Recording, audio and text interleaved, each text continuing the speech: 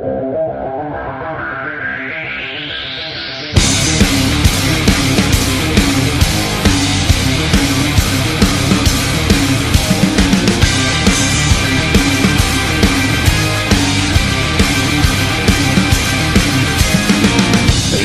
up, there's not a moment to spare. It's quite a drop from the top, so how you feeling down there? It's a cold, cruel, harsh reality. Caught, stuck here with your enemies. Who do you think you are? Tearing us all apart. Where did you think you could go? 'Cause everyone already knows. Yeah. Guess who's back? It's been a while. Last week was busy at work, but Chris James is the name. Talking Wrestling is the game. Welcome to Let's Talk Wrestling. And last night, Monday Night Raw, we're on the road to WrestleMania. And every Raw should be exciting from here on out. Right? Wrong. Last night was a snoozer, but the show opens up with Kevin Owens talking crap about Bill Goldberg, as he should, and not explaining himself about what happened last week with Y2J. Chris Jericho and Kevin Owens have been best friends for the last 6-7 months. I don't know how long, but it's been working. This story has been great. It came to a screeching halt last week when Kevin Owens attacked Chris Jericho during the Festival of Friendship in Vegas that Jericho had planned for, or wherever they were, that Jericho had planned for Kevin Owens. And last night in the Staples Center, Kevin Owens did a lot of talking. How he never really cared much for Goldberg during his WCW run and didn't really care that Goldberg beat Lesnar in however many seconds it was, because Goldberg is a non-factor in Kevin Owens' life, that Lesnar took Goldberg lightly and that Kevin Owens will not. And that Sunday at Fastlane, 2 Sundays from now at Fastlane, Kevin Owens will outthink Goldberg. He doesn't have to out wrestle him. He doesn't have to beat him with brute force. He can outthink him. And I have a feeling that Kevin Owens could walk out of WWE Fastlane still the Universal Champion. We had a #1 contenders match to the Raw Tag Team titles last night, as Enzo and Cass took on Sheamus and Cesaro. Enzo and Cass pick up the victory here, which I'm okay with, but it seems the crowd is starting to grow tired of Enzo's mouth. After the match, after their victory, he started taunting Sheamus. Bad idea. He caught a bro kick on the outside, and the fans chanted, "Thank you, Sheamus. Thank you, Sheamus, for shutting up that little twerp with the big mouth, finally." So it's going to be the Club and Enzo and Cass for the Raw Tag Team titles at Fastlane. And I'm pretty excited about that myself, because it looks like the Club could go into WrestleMania still the Raw Tag Team champs. Kevin Owens was on his way out of the arena when Mick Foley stops him and tells him he has a match with Sami Zayn, to which Kevin Owens very cryptically says, "Mick, you need to start being more careful. You're going to have more superstars on the injured reserve than you do in your locker room." You know, Seth Rollins injured by Joe. Joe's been attacking Sami Zayn. Last week he attacked him. So, Kevin Owens versus Sami Zayn. The main event for Raw last night was Braun Strowman and The Big Show. I think they could have did the Sami Zayn Kevin Owens thing, but we'll get to that. The Brian Kendrick took on Akira Tozawa in our customary cruiserweight segment that lasted 30 seconds because Kendrick attacked Tozawa before the bell. Kendrick's upset because Akira Tozawa turned down his offer to mentor him. Akira Tozawa doesn't want to be Brian Kendrick's protege, so Kendrick put the beats on him last night, gave him the captain's hook, and walked out. This feud will continue probably tonight on 205 Live. The Cruiserweights are dying a slow death on Raw. They do nothing with them. Sure, they have the 205 Live, and their storylines progress on 205 Live, but it's not enough. Crowds are using the Cruiserweight matches to go to the bathroom when it's some of the most exciting matches on television anyway. Then we had another backstage segment with Mick Foley and Roman Reigns this time, where Reigns says he wants Braun Strowman and Foley says can't have Braun Strowman until Fastlane. Cue the club, the Good Brothers, Gallows and Anderson, your Raw Tag Team Champions, and Roman Reigns challenges them to a match. Mick Foley tells Roman Reigns to find a partner, in which Reigns responds, I don't need one against them. How bad do you want your tag team champs to look? I don't know, but it's going to be one more time a rematch because it happened last week. The club, Gallows and Anderson, Doc and Carl against Roman Reigns in a 2-on-1 handicap match. Roman Reigns got himself disqualified by using a chair that the club brought into the ring, sure. But Roman Reigns uses it and gets disqualified. The club kind of runs out with their tail between their legs after getting a couple of Superman punches. Then Carl Anderson comes from the top rope, had to wait about 5 seconds for Reigns to get to his mark, and takes a spear when he could have just climbed down and erased the spot. But you got to make Roman look strong, as bad as that looked on television last night. I don't think Anderson thinks that he has the stroke there to call an audible like that and not go through with the move. What happened was Carl climbed to the top rope and had to wait 3 or 4 seconds for Roman to make it across the ring for the spear. He speared him out of midair. It would have looked cool if it was done crisp and clean and on time, but Roman missed his spot. Then we had a filler match. This is huge on Raw. It happens every Monday. They've run out of shit to do. They threw together this tag team. And my boy Rusev is at the losing end of this tag team. It's Rusev, now going by Handsome Rusev, because he has the nose guard for his broken nose, and hard body Jinder Mahal, who has gotten himself into remarkable shape, but the tag team still doesn't work. The New Day. It's going to be Rusev and Jinder against the New Day. The New Day are hosting WrestleMania 33 this year, which means the New Day does not have a match at WrestleMania 33 this year. That could piss off Big E. Big E could start to maybe break away from Kofi and Xavier Woods. I don't know. I'd love to see it. But the New Day go over here. Of course, they had some plans that Lana stole. It was kind of funny in the beginning, but then it just got played out. The match was boring. The New Day wins. On we go to the Cruiserweight Championship contract signing between Neville and Jack Gallagher. And the best thing about this was Austin Aries, as usual. I can't wait for Austin Aries to get back into a ring and back into 205 Live, or make his debut on 205 Live. I'm sorry, make his debut in the Cruiserweight division, because he's been throwing jabs at Tony Nese. Now, he threw some jabs at Neville last night. I can't wait for Austin Aries to make his debut, and I'm hoping it happens at a Cruiserweight Open type match at WrestleMania. That'll be great. And we had Nia Jax versus local jobber Ashley something or Amanda something or Amber something. Oh my goodness. Poor Nia Jax. Why don't they just thrust her into the Raw Women's title picture? I don't understand why. She had that mini feud with Sasha. Dominated. Sasha has moved on. As Bayley came out after they went to commercial, they come back and Bayley comes to the ring to address Charlotte's request that Bayley relinquish the Raw Women's title due to the fact that Sasha Banks interfered, costing Charlotte the match and the belt. It almost looked as if Bayley was going to do it. Stephanie McMahon came down, tried to convince her. Think about all the little girls that saw the way you won. Then Sasha came down and tried to convince Bayley not to do it. Stephanie tells Sasha, why are you always butting into Bayley's problems, whether it's her matches or interviews?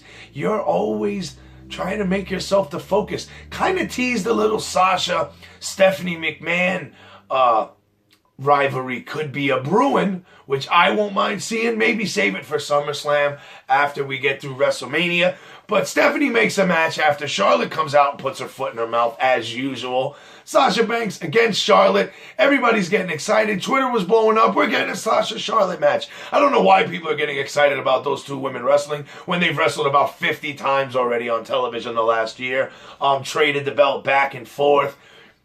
I wasn't too excited about the match. The match was okay. It wasn't one of their show-stealing performances that everybody probably expected. But what can you expect from those two? We've seen everything already. Cage matches, Hell in the Cells, Last Women Standings, Iron Man matches. I mean, what else do you want from Sasha and Charlotte? It just proves how depleted Raw's women's division really is.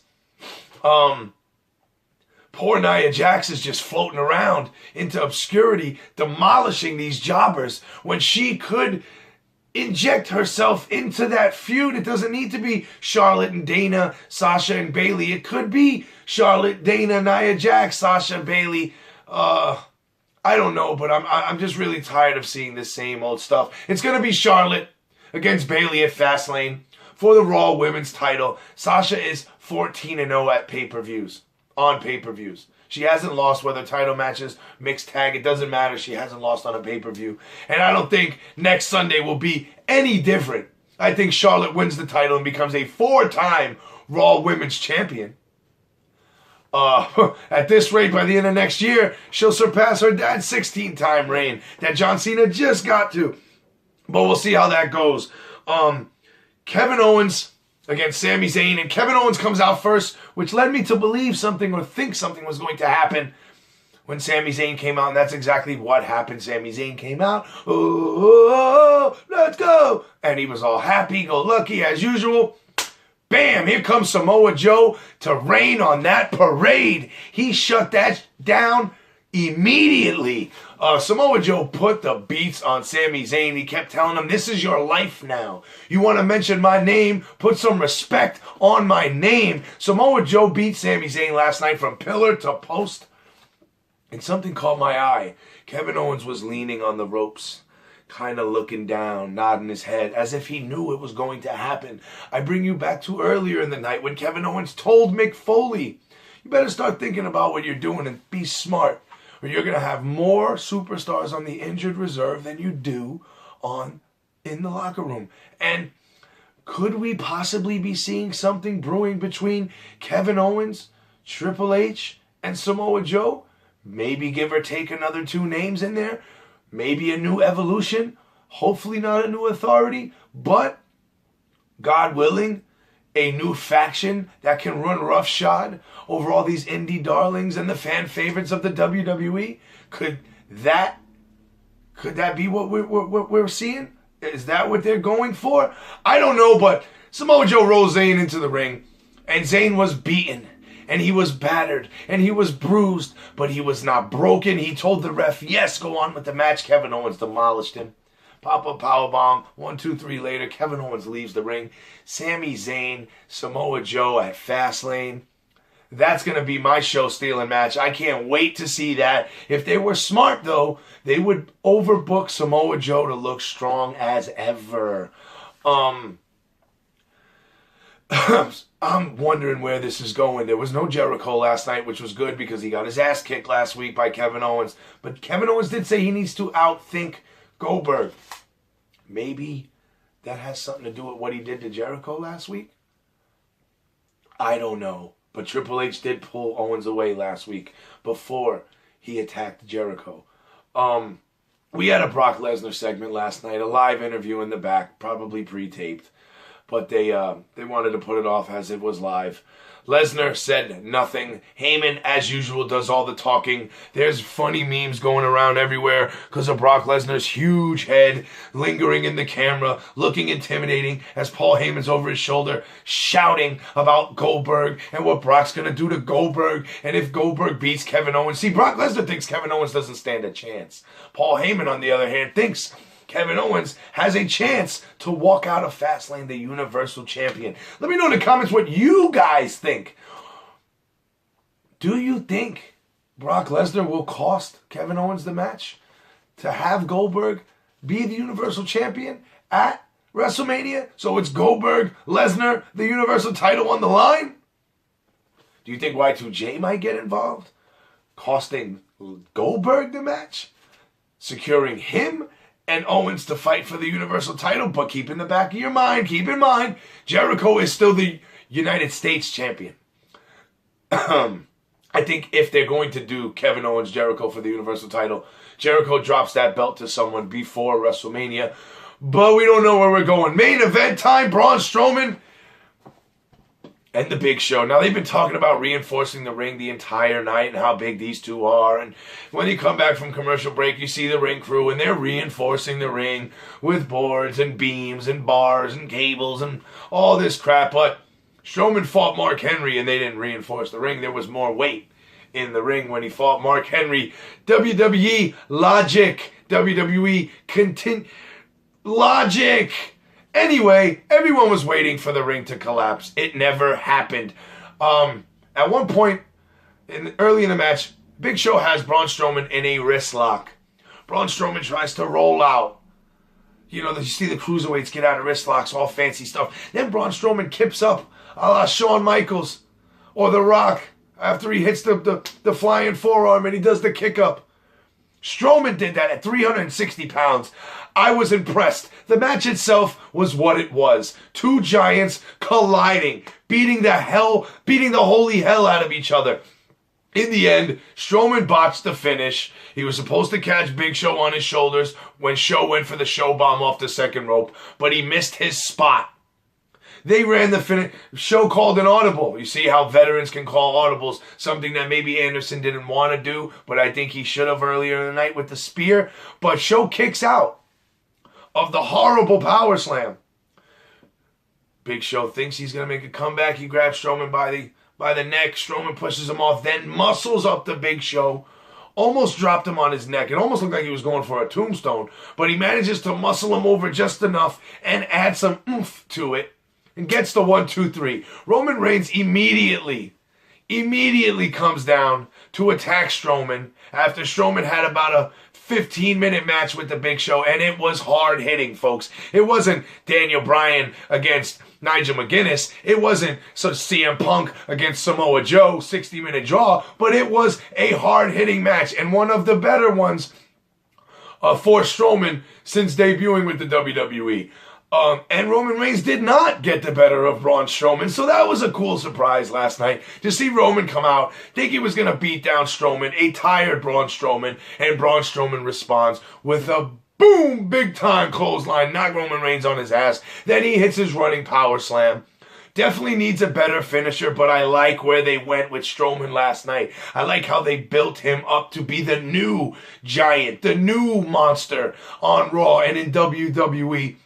Braun Strowman is getting better with time, and he is definitely going to be a world champion, whether it's Universal or WWE, in the future. Maybe not this year, but next year, for sure, Braun Strowman will have one of the two major titles on either program. If he gets sent to SmackDown in this year's draft, if he stays on Raw, he'll be Universal Champion, possibly even a Royal Rumble winner.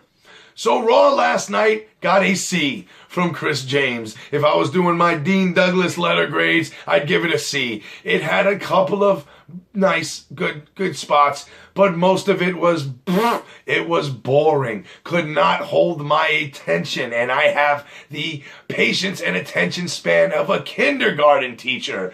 I love wrestling and I love watching, but Raw needs to speed up the momentum. Get Seth Rollins back. He'll be back next week to address whether or not he's going to miss WrestleMania 33. Get Samoa Joe back in the ring against someone. Have Kevin Owens talk more. Bring back Y2J. Bring back Goldberg next week. Fastlane is 2 Sundays from now. That means not this Sunday, the following Sunday.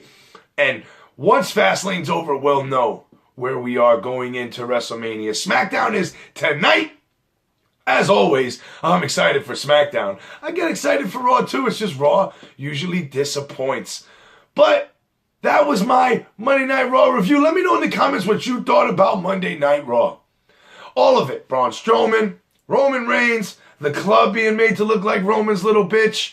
Again, Enzo and Cass being the #1 contenders to the tag titles. What about the Cruiserweight division? The fledgling, slowly dying Cruiserweight division. Let me know in the comments. Don't forget to share this video on Facebook, on Twitter, on wherever your social media. Share it everywhere. Talk wrestling with your friends. There's a little bell next to that subscribe button that you're about to press. Click that gray bell so you get all the updates, all the alerts. As soon as my videos go up on YouTube, you get them. This week is going to be chock full of wrestling news, and I'm going to cover it all. From Lucha Underground to TNA to WWE to Ring of Honor to New Japan. Kenny Omega's back this weekend in 6-man tags in New Japan, so we're going to get to that. Don't forget, here on Let's Talk Wrestling and Chris James, there's no gimmicks needed, just me, the camera, and you, the viewer, watching me, listening to this amazing voice talk wrestling with you guys. I love to do it. I'm going to do it every day. There's going to be breaking news on the channel. Please click that gray bell so you get everything. Smash the thumbs up. YouTube likes it, and so do I. And don't forget to tell a friend about Let's Talk Wrestling. And I wish I had a graphic, because I'd put up Brock Lesnar's huge head right here. But if you're not down with that, I got 3 words for you. Let's Talk Wrestling. Oh, hell yeah. Wait, that's 6 words, right? Oh, well. Let's Talk Wrestling.